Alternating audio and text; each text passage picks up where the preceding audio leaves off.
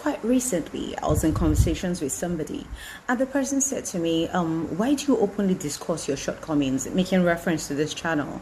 You shouldn't let people know your struggles.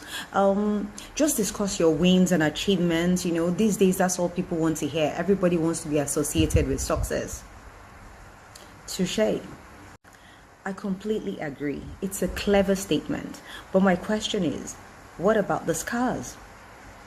I once attended a seminar a long time ago, and the life coach invited 3 women on stage. Now, one of the women had been married since she was about 25 and was married for about 20 plus years.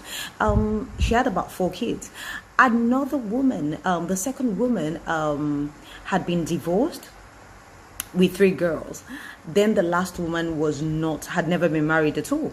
Now, he interviewed the 3 women and spoke to them, but what I noticed was he focused more on the successfully married woman and showed off all the family pictures on the screen, and everyone clapped, everyone cheered on.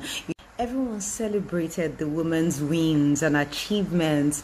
But based on the fact that people paid to improve on their livelihoods, there was no moral of the story. There was no lessons learned, no real inspiration, nothing. We just celebrated somebody else's achievements, and that was it. In my opinion, it would have made a lot of sense if the other 2 women were given the same attention, right?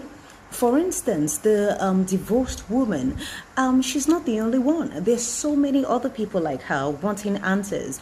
How does she cope by herself with 3 children? What are the expectations for dating again? Or is she even looking to date again? Now, with the woman that had never been married, how is she coping with societal pressures? Now, these are genuine struggles, but also valuable lessons people can learn from.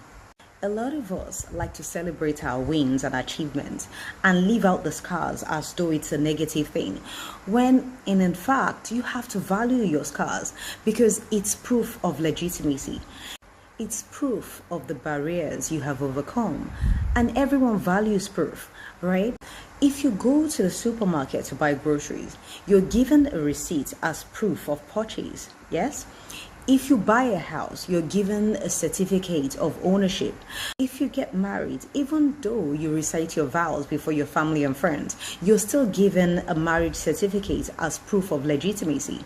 Your scars is proof of the battles you have won, the struggles you have overcome, and you should wear it like a badge of honor to help others learn and grow from it. When Jesus was crucified, his hands and feet were nailed to a cross, and a spear was thrust through his side. After resurrection, he appeared to the disciples, but Apostle Thomas wasn't there. Later on, the disciples told Thomas that they had seen Jesus, and he didn't believe it. He thought they had probably seen a ghost, because how was it possible that a dead man will come back to life? And in his words, he said, "Except I see the mark on his hands and his side and place my hands on it, I will never believe it." Later, Jesus appeared to Thomas, and Thomas touched his scars. He verified it. And not only did he believe, it was the first time he acknowledged Jesus as God. He said, "My Lord and my God." Why? Because he had proof that Jesus was no ordinary man. He must have been God to have overcome the grave. Now, should you celebrate your wins? Absolutely. Throw a soiree if you have to. You deserve it. But don't leave out your struggles. Value your scars, because it's how people recognize the legitimacy of your achievement. Namaste.